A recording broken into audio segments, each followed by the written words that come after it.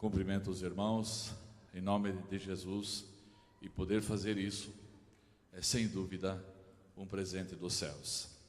Depois de um dia gostoso de chuva, sem ter medo de enchente, e estarmos no final deste domingo aqui para celebrar o nome de nosso Deus, não somente na comunhão dos que estão aqui, mas dos que estão em casa, pela internet, durante a semana assistem, convivem, alimentam a sua alma daquilo que Deus nos dá neste púlpito, também nesta noite. E eu vi com muito prazer esta juventude com seus pastores jovens. Eu me ajoelhei lá atrás para ter um pouco mais de força para a mensagem, em gratidão. E eu, de repente, no meu íntimo, comecei a orar pelos pastores que vão pastorear a igreja e devem ser jovens daqui a 50 anos. Aí o pastor Isaí, o Maico, tem 81, 82 por aí. Vocês já imaginaram se não tem pastor jovem para guiar essa galera que... Me lembro que eu tinha 16, 17 jovens, e eu disse para o pastor: você acha que nós queremos ficar sentados domingo todo aqui e não ter nenhum esporte e nada para nós na vida? Você trabalha das 5 da manhã até as 8 da noite e depois na igreja não tem nada para nós? Peguei o pastor dessa forma, pode imaginar. Eu já fui pedra dura desde jovem, mas eu queria viver. Eu não queria cair no mundo, eu não queria viver no pecado, queria ao menos jogar um vôlei no pátio da igreja. E hoje essa juventude tem um ônibus, saem para as montanhas, podem estar cansados de coisas saudáveis com seus pastores, com uma direção espiritual. A igreja tem uma sociedade, ela tem um oferecimento para os vossos filhos e netos, se Deus quiser. É isso que nós estamos sonhando, não apenas olhando para hoje, mas olhando para daqui a 50 anos, para que Deus nos conceda. E a Bíblia diz: peçam ao Senhor da seara para que mande ceifeiros para a sua seara. A seara está branca. Eu vi de novo nos aeroportos o pessoal da Polícia Federal me dando entrevista, que me deu vontade de me ajoelhar com eles ali. Da Polícia Federal eu nunca falei, eu digo: só me ponham o carimbo e deixem eu cair fora. Mas eles pediam por orientação, entramos em diálogo, as maiores entrevistas. Eu não, quando Deus faz, está feito. E quando não faz, quando Deus não nos dá, nós não temos nada para recolher. Mas eu quero entrar no assunto de um dos 5 temas que Deus me permitiu escrever. O irmão Clemir não está aqui agora, ele disse um dia antes: pastor Mário, você amanhã já deve estar escrevendo de novo. Eu disse: não, irmão, eu estou tão exausto que eu tenho medo de ir para a Holanda e voltar sem nada. Porque há 5 meses, novembro, fim de novembro, dezembro, janeiro, fevereiro, março, fim de março, você já estava escrevendo e não conseguia mais terminar nada. Então eu fui até sem esperança. Mas já chegando perto do aeroporto, já Deus me deu um tema, e quando eu terminei em Frankfurt, o primeiro já estava escrito: você também está no voo para Düsseldorf. Caiu um avião de Frankfurt para Düsseldorf, o piloto simplesmente bicou o avião, 149 passageiros, eu quero morrer e vocês vão morrer comigo. Ele tinha problemas depressivos e com isso ele achou por bem morrer, mas levou consigo 149 pessoas. Um luto muito grande. E eu disse para a Jéssica: escuta, eu acho que eu vou escrever um tema, eu também estou voando para Düsseldorf. E o Maico perguntou lá da frente: você que fez esse tema nascer? Ele disse: como é o nome do tema novo? Eu disse: não sei ainda, mas deve ser Você também está no voo para Düsseldorf. E pronto, assim nasci, chegou lá, mas vocês devem ler, já está saindo no rádio, mas foi um tempo de graça, de bondade, de Deus dar do céu, que eu já há tempo não tinha nem mais condições de escrever nada, porque não tinha mais o que vinha do céu para dar. Eu queria levar vocês para a arca. Hoje, eu prometi para o pastor Isaí, eu vou falar então sobre a arca, porque me comoveu muito esse livro que vocês têm. Quem não ganhou os 2 temas, estão sendo distribuídos hoje, o tema Venha para a Arca, e o outro, você está no voo para Düsseldorf. Então, levem os dois para casa e leiam quando vocês uma vez podem se dedicar a viver. Especialmente o da Arca. Eu queria pregar sobre ele, mas ele é um livro que precisa de você seguir etapa por etapa para entender como um milionário que de repente diz para a esposa: nós vamos ser milionário antes de você ter 40 anos. E eu vou te comprar um Porsche antes de ter 40 anos. Dentro de pouco tempo ele tinha o dinheiro para dizer: mulher, então escolha a cor do Porsche que você quer. Ela diz: não, eu estou querendo uma Mercedes dessa vez. Então comprei uma Mercedes preta para ela. E este homem rico de repente constrói uma arca. Eu pensei, mas como? A história dele lá fala, um milionário que construiu uma arca. Eu não vou falar disso, porque me emociona demais. Foi muito forte, eu tive que parar de estudar a história desta arca, porque eu pensei que eu ia infartar. Aí eu deitei, deixei o meu coração, minhas emoções se acalmar, mas eu queria escrever aquilo que eu tinha estudado, tudo em inglês, num livro em inglês. Mas é muito importante que se leia e na sequência para entender o que Deus fala em nossos dias. Ele não fala apenas com a igreja aqui em Marechal Cândido Rondão. Nós somos só uma gota de água da vida que Deus dá para o mundo e fala onde Ele quer. O Espírito Santo vai onde vocês nunca iriam e onde eu não poderia ir. Eu descobri isso dentro da arca, das entrevistas que eles me deram dentro da arca. O Espírito Santo evangeliza muito mais que os pastores e eles acham que eles são os únicos. Mas para falar desse tema, eu passei por um processo muito pesado, ao ponto de marcar minha passagem de volta para casa. Dessa vez eu ia mesmo. Eu não sou de desistir, mas eu desisti por convicção. Eu quero apresentar o tema para vocês de uma forma assim como ele é montado. Quando estou escrevendo, daí quando tem as fotos, daí eu começo a montar. Eu vou fazer de conta que nós vamos montar as capas e as fotos por causa do tema que tenho para essa noite. Que é Sua Alma é um Lindo Projeto de Deus. Mas eu já escrevi um tema que vocês já estão distribuindo. Espero que alguns já leram. De repente, a minha inspiração apagou-se completamente. Eu disse: Mário, você está iludindo as pessoas. A vida é um traste, é um nojo, é um horror o que nós estamos vivendo aqui. Isso não pode ser que as pessoas passam tudo isso e você apresenta com belas flores, e agora vai pôr tulipas lá ainda. Chega, eu escutei o colega pastor falar e desisti e queria voltar para casa. Mas então eu tive uma ajuda de um colega.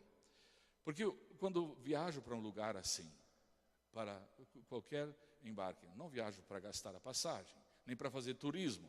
Eu faço as fotos das flores, mas eu não vejo elas. Posso ver depois nas fotos com vocês. Mas eu vou com na mente um tema, e esse tema foi: venha para a Arca de Deus. Eu sabia que lá em Dordrecht, na Holanda, um holandês tinha construído uma arca do tamanho da arca como Noé a construiu. E quando o rei tinha aniversário, dia 27 agora, ela foi a primeira embarcação que desfilou na frente da sua majestade, o rei Willem Alexander, que completou 48 anos, dia 27 de abril, agora foi segunda-feira passada, foi feriado, e a arca foi a primeira das embarcações que passou no rio Maas, na frente do palanque da sua majestade, o rei. E tem uma esposa argentina, e ela que trouxe honra e gala para a Casa Real novamente. Natália, de novo, Norberto, parabéns para vocês dois. O René é americano. Não vamos dar toda a honra para ele também. Muito bem. Mas, quando eu escutei a história do colega, e eu disse: já escrevi os 2 temas e eu vou para casa. Eu estive tão desapontado que eu disse para o colega, eu vou para casa. A Natália me dizia, Mário, você já está exausto e desmarcar a passagem, você vai pagar de multa, mas você vai ficar lá e vai gastar muito dinheiro, e o mesmo dinheiro você gasta para pagar a multa e vem para casa. E eu estava realmente a ponto de ir para casa. Pelos sofrimentos do colega pastor, que cuidou de sua esposa até nos últimos instantes da sua vida. Quando ele me mostrou as fotos, e ele me mostrou as fotos na mesa, a esposa teve obesidade depois de ter a sua filha, que tem agora,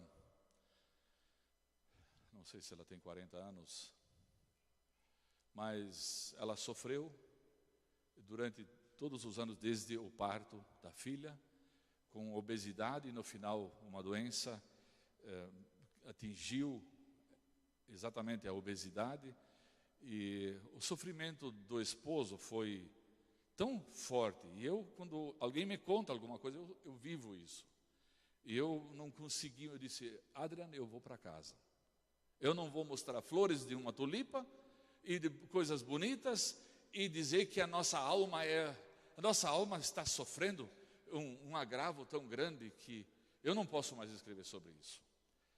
Mas o Adrian veio e disse, Mário, no dia seguinte, você vai escrever sobre isso. A nossa experiência que eu tive com a minha esposa, eu precisei dessa experiência. Eu não queria ter terminado a minha vida com a minha esposa sem ter passado por esse sofrimento com ela. Foi o melhor que Deus deu para corrigir, para nos ajudar, para reconhecer que a vida é bela, Mário. Deus nos deu o melhor através desse sofrimento. Eu digo, Adrian, você consegue dizer isso? Com as fotos que você me mostrou, eu vou dizer para vocês, uma perna dessa grossura e uma ferida de 20 centímetros aberta até o osso, em várias partes do corpo. E ele tendo que cuidar das feridas e tendo que limpar. Ele disse, Mário, isso foi o que eu precisei ainda com a minha esposa. Nós vivemos muito tempo separados, ela tinha que cuidar de um asilo de velho na Alemanha, e ele cuidar da igreja na Holanda. Então ela vinha visitar ele no fim de semana, e nós quase não estivemos juntos. E agora 3 meses nós vivemos intensamente. Mas um homem que passou tudo o que ele passou, me dizer isso, digo, então, Adrian, pela sua palavra, eu volto a escrever o tema que eu propus. Essa esposa dele, a Oshi, amiga nossa, desde o tempo dos estudos, acho que eles casaram depois, e ele disse, você tem que sim escrever o tema, sua alma é um maravilhoso projeto de Deus, porque a Bíblia diz, pois as nossas aflições leves e passageiras estão produzindo para nós uma glória incomparável de valor eterno. Sendo assim, fixamos nossos olhos não naquilo que se pode enxergar, mas nos elementos que não são vistos, pois os visíveis são temporais, ao passo que os que não se veem são eternos. Mas dito isso, ouvir isso da boca de um colega que acaba de levar sua esposa para a sepultura depois de um sofrimento desses, foi para mim, sim, nós estamos num mundo decaído, nós estamos num mundo onde não está aquilo que nós sonhamos que fosse, mas a nossa alma é invisível, é um fruto da criação do Criador, da obra do Criador, muito mais maravilhoso do que se pode imaginar. Apenas não vivemos isso agora. E eu espero trazer isso para vocês agora em 2 formas. Primeiro, nas flores que nós fomos visitar, finalmente as tulipas abriram. Agora, 4 dias antes do embarque, para retornar. Estava frio lá, que caiu até neve um dia, ao meio-dia. E as tulipas deixaram-se esperar, sem calor, nós não abre o sorriso não. Então eu vou levar para vocês, montar um livro, como ele está assim na mão.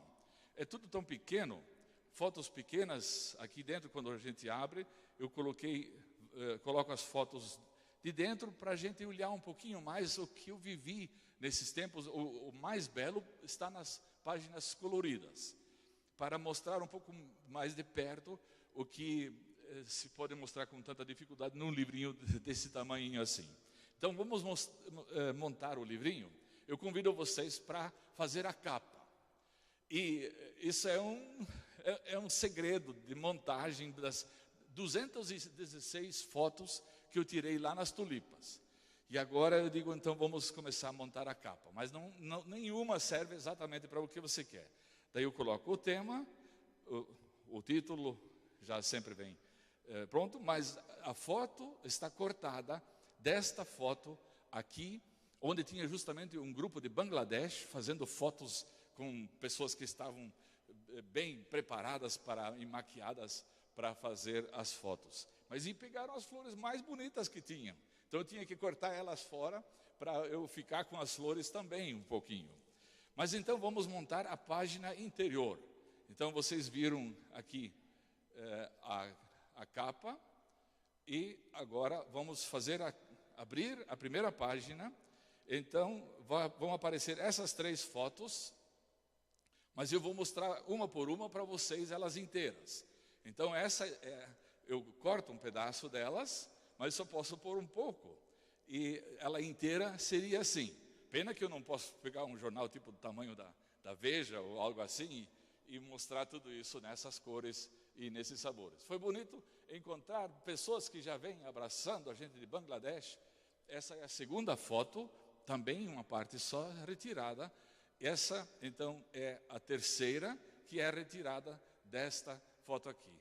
Eu tinha visto algumas tulipas antes, mas quando eu cheguei na casa da mãe das tulipas, então eu vi tulipões de cores e uma presença. Eu já tinha visto coisas bonitas, mas algo assim eu não tinha fotografado ainda. Vamos agora então para a contracapa. Contracapa também é um trabalho que é feito assim. Então cortei ela, lá vai o endereço do e-mail, sempre deve estar ali, para que as pessoas ao enxergarem, às vezes eles falam comigo, já estão acessando, veem tudo o que acontece aqui, e já falam comigo sabendo quem é que eu sou. E esta foto foi retirada deste corte, para trazer aquele pequeno corte da contracapa. Agora vamos ver a parte interior da contracapa. Então, em cima só uma fotozinha, que aparece só, este amigo foi um amigo. E eu peguei ele quando ele tinha se desviado das doutrinas. Eu fui lá e digo, Adrian, não. E nós íamos na casa de pessoas e disse, não é que esse cara aqui me pegou duro e me chacoalhou para eu não cair nas falsas doutrinas? Eu nunca vi alguém ser tão aberto e gentil comigo. Eu digo, Adrian, eu percebo que você realmente é um amigão. Ele confessou e para o Michael ele falou, esse me deu um tapa na orelha, senão eu teria ido por outros caminhos. Mas foi muito legal estar 35 na casa de um viúvo, e nós dois, ali, cada um fazendo a sua comida. E dando um jeito. Foi algo interessante. Então essa foto também é um corte desta foto.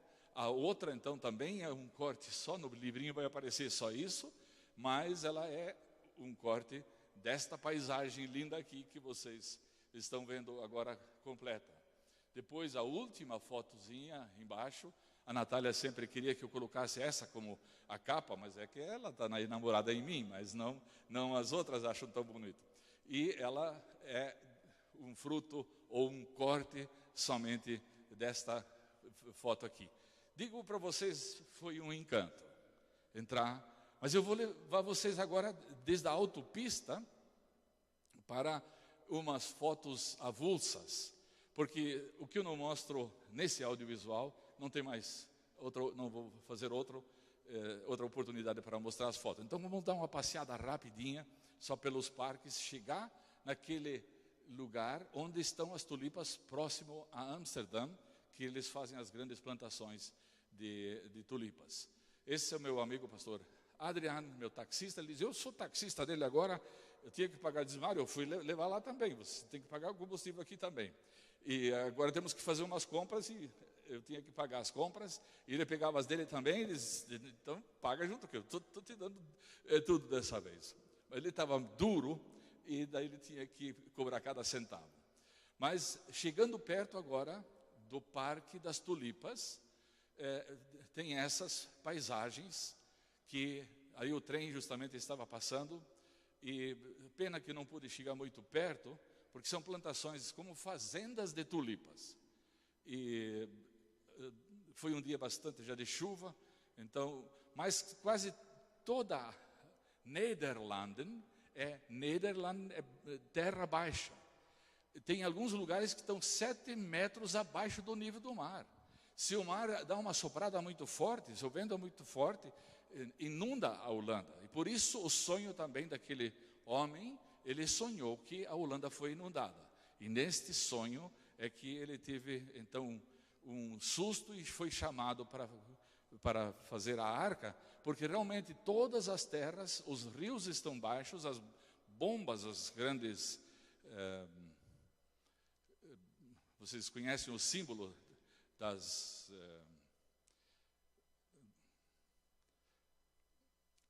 bombas, de cataventos, que fazem a água sempre retornar para o mar. Então, são planícies de plantações de tulipas. E vamos chegando mais perto. Agora, então, aqui nós estamos no Keukenhof.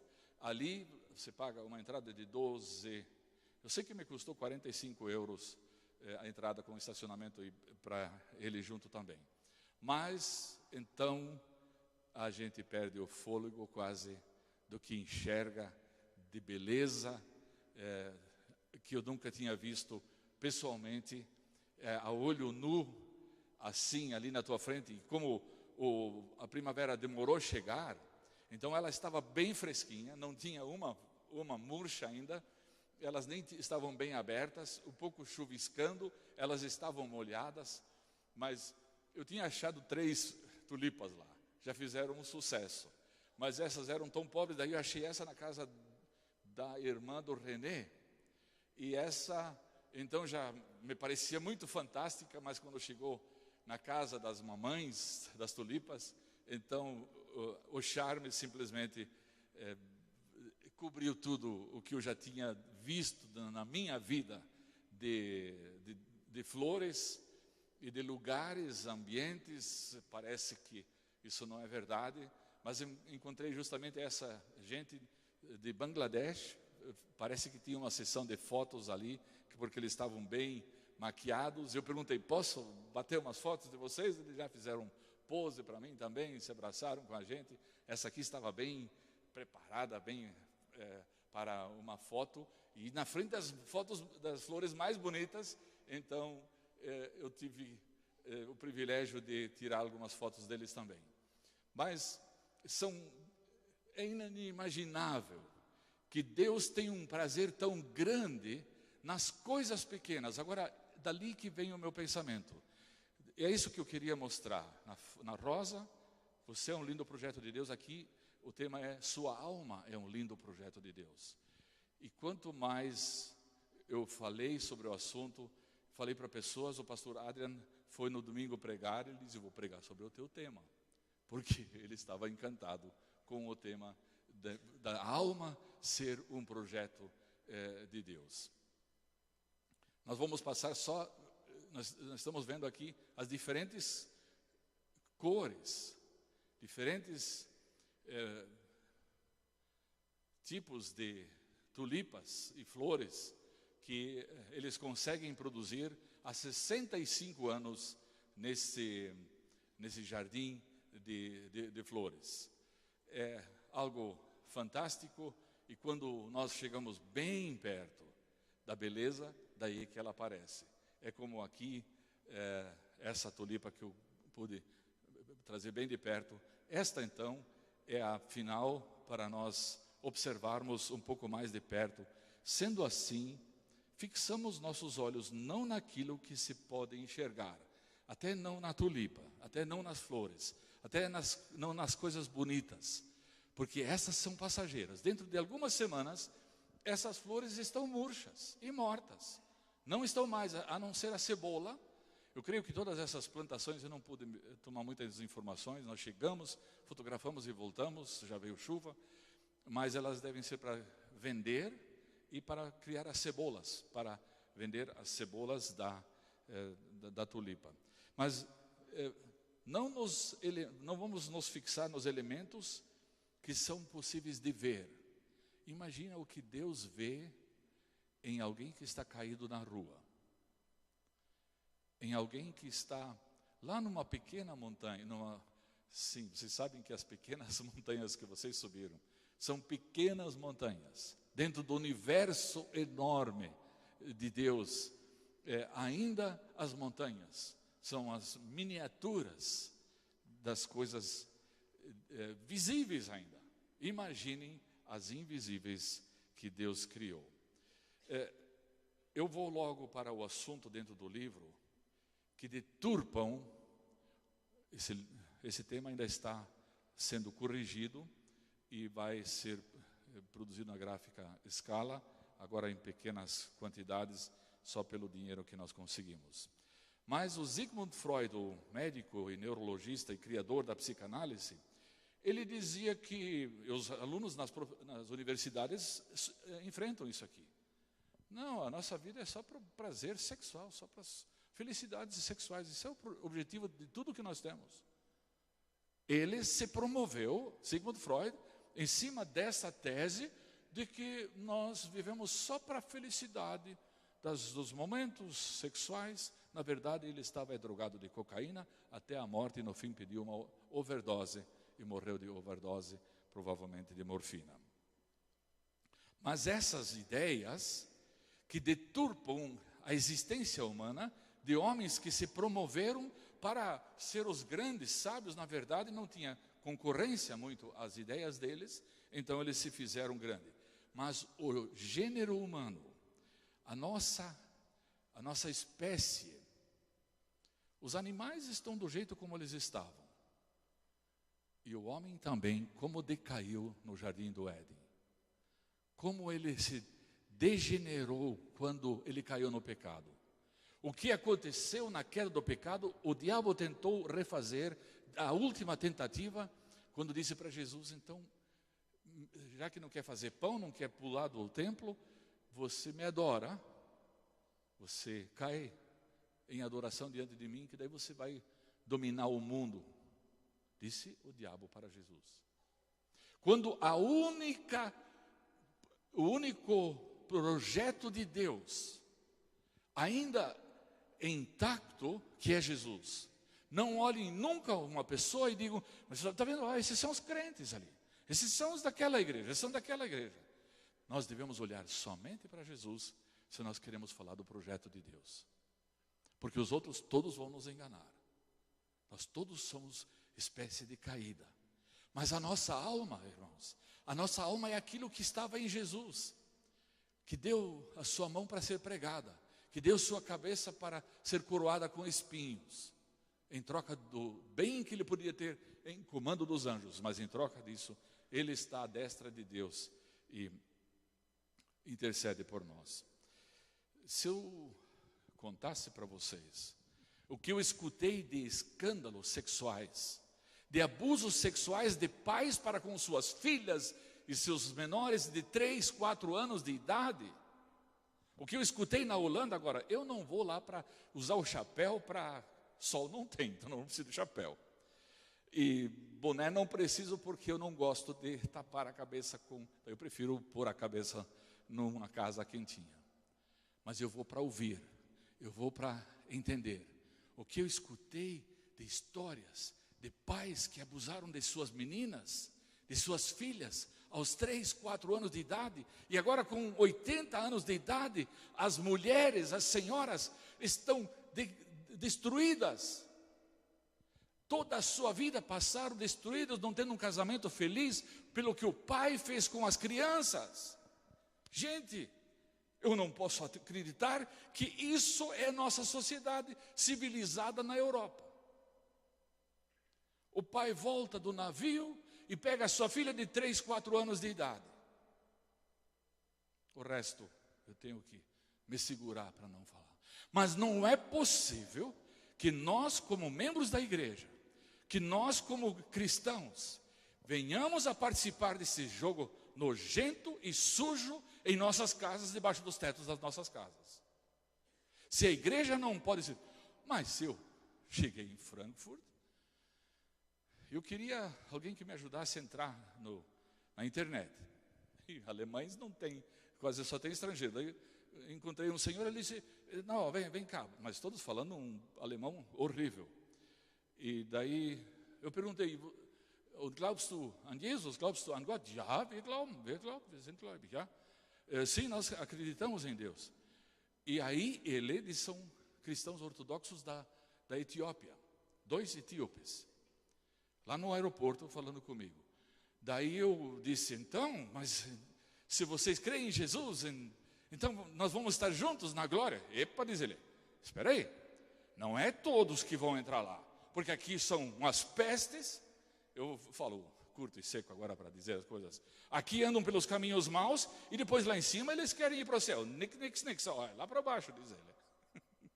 Um etíope no aeroporto, um guarda das coisas, me dizendo, não adianta só ser crente, não adianta só crer em Jesus, tem que levar uma vida digna, ou senão vai lá para baixo.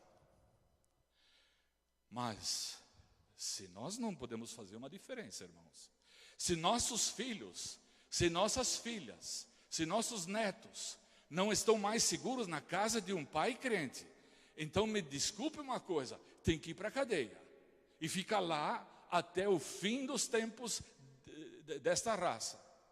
Não é possível que os pais venham fazer abusos sexuais de seus próprios filhos em suas próprias casas. E eu tenho cada história pelo mundo afora, que é de arrepiar a língua, não deve falar o que os ouvidos ouviram. Muito menos do que eu ouvi agora esses dias na Holanda. E o próprio pastor tem que pegar o seu próprio pai para corrigir e dizer, pai, assim não. Bom, eu não vou falar mais para não dizer. Gente, se nós somos uma espécie que não representam exatamente um projeto de Deus, não é porque são tragédias ou coisas, tem muitas coisas que são tragédias, acontecem, doenças, infelicidades, desastres, mas o pior de tudo é o monstro do ser humano. E não tem crente, não tem pastor, não tem católico, não tem evangélico, não tem ninguém que se safa e possa dizer, debaixo do nosso telhado das nossas igrejas, isso não acontece.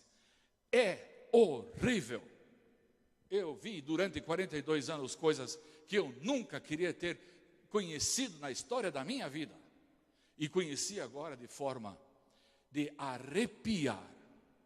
E falei com pessoas de 80 anos de idade que estão destruídos hoje aos 80 anos pela destruição que sofreram em suas casas pelos seus pais, aos 3, 4 anos de idade. Isso é o projeto de Deus pisado com o pé.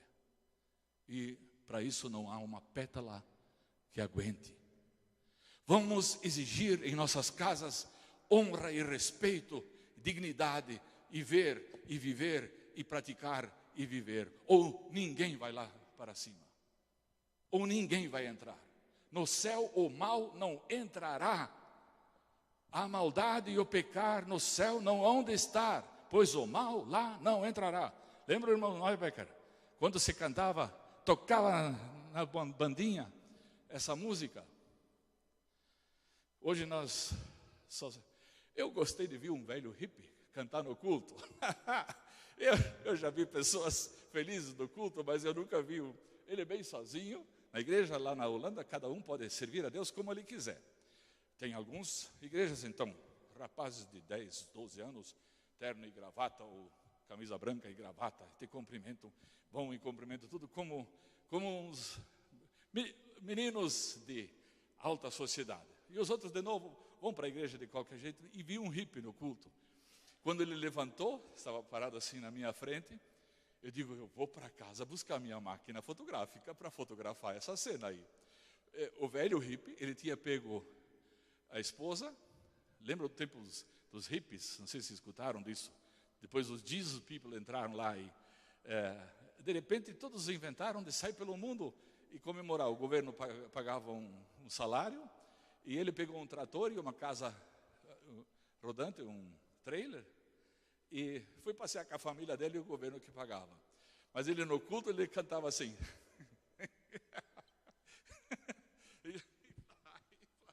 Eu não sei fazer isso aqui, mas ele não dançava. Assim ele dançava. Eita, assim, eu preciso hoje de um filme para imitar o hippie velho lá. Eu fui para casa, peguei minha máquina fotográfica e parei na frente para fotografar essa peça. E daí eu disse, estou querendo escrever um livro sobre a tua vida. Ele disse, não, o testemunho... Não, eu fui para casa. Eu me emocionei demais. Dançando aqui. A primeira mensagem dançante da minha vida. Eu fui para casa, olhar ligeiro quantas palavras tinha o testemunho que ele me mandou. Ele disse, não, meu testemunho está escrito. Eu já te mandei ele. Daí enquanto ele estava dançando lá, eu subi para o apartamento, tinha pego minha máquina fotográfica e olhei o e-mail, quantas palavras o testemunho dele tem. Eu queria escrever um livro só sobre o hippie, mas só tinha 1.600, então eu precisava de mais 2.400, então não vai dar. Mas os projetos de Deus são tão maravilhosos, estão diferentes. Até as igrejas e tudo, aceito. Antigamente eu era muito assim, se não era no culto assim, então, pif, paf, pum, de todo mundo. Mas o que eu vi agora foi uma instrução muito, muito grande para a minha vida. Mas deve estar na ordem do projeto de Deus. E nenhuma pétala pode ser machucada. Vocês já imaginaram, vocês lembram? Eu acho que eu consigo voltar rapidinho. Olhem para as pétalas dessa tulipa. Vocês já imaginaram se eu estendesse a mão e arrancasse uma para tirar uma foto de uma pétala arrancada?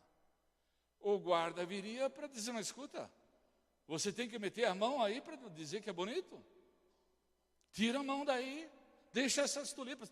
Mas tem milhões aí, mas ninguém tira uma peça.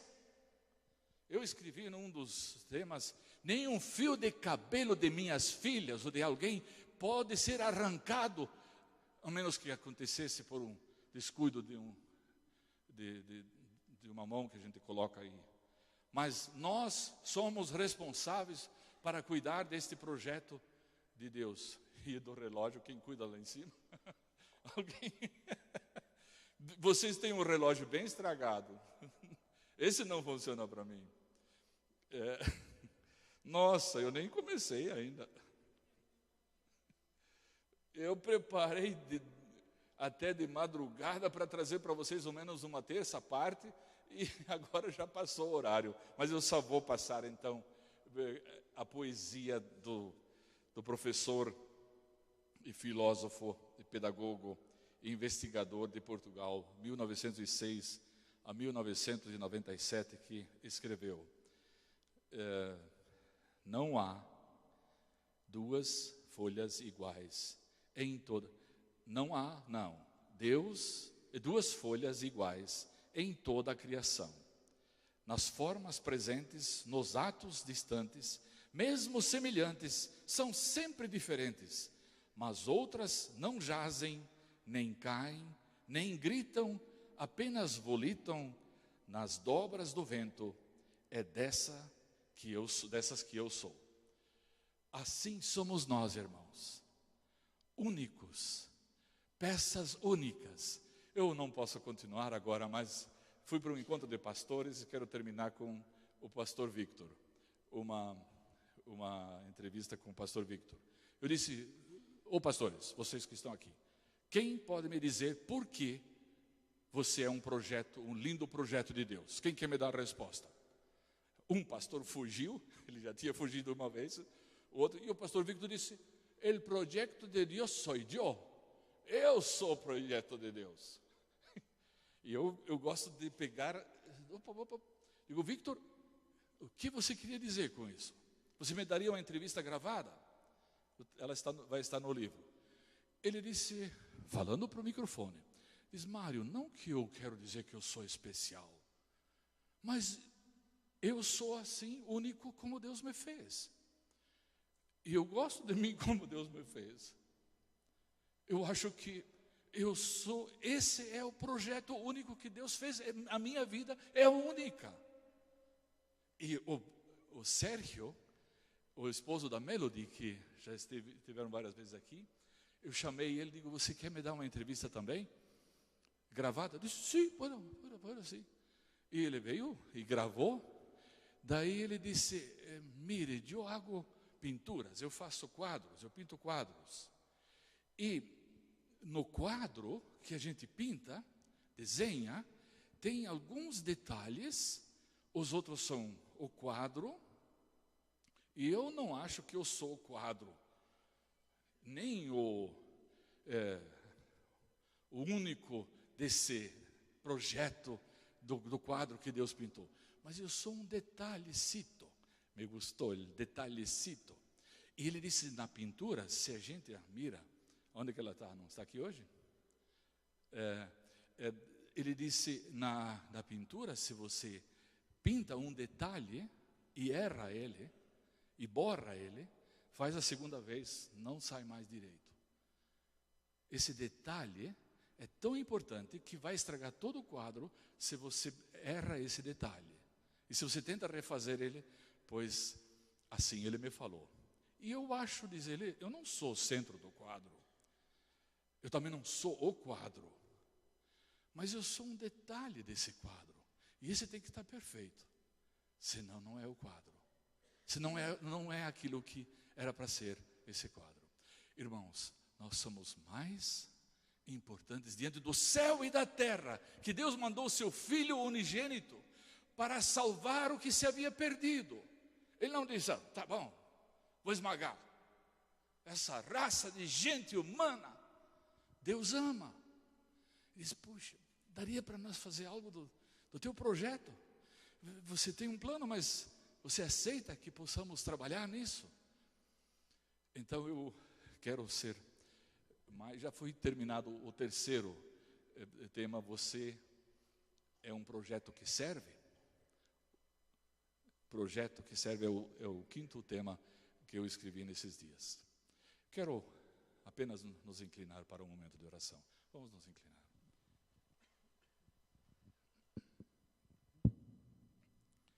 Senhor, obrigado que não nos lançaste fora.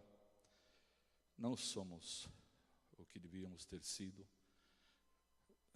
Temos tantas coisas imperfeitas, mas onde é possível fazer com que o nosso detalhe do seu projeto divino pudesse se encaixar perfeitamente no grande quadro da sociedade, da cidade, do país, do estado, de nossa nação e talvez da nossa família ou da igreja que representa o maior projeto em Cristo Jesus.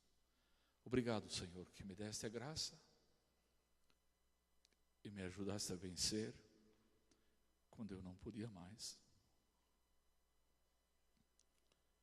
Permita que esta literatura possa ser como um brilho celestial na sociedade onde chega por muitos anos, como as pérolas que achamos e fazemos dela um colar.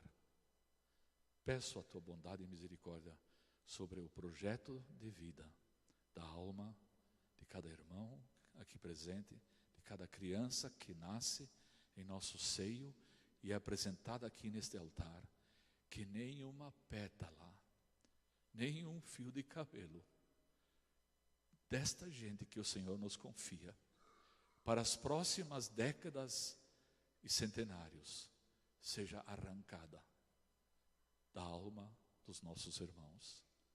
Conserva-nos, Senhor, conserva-nos em tua misericórdia.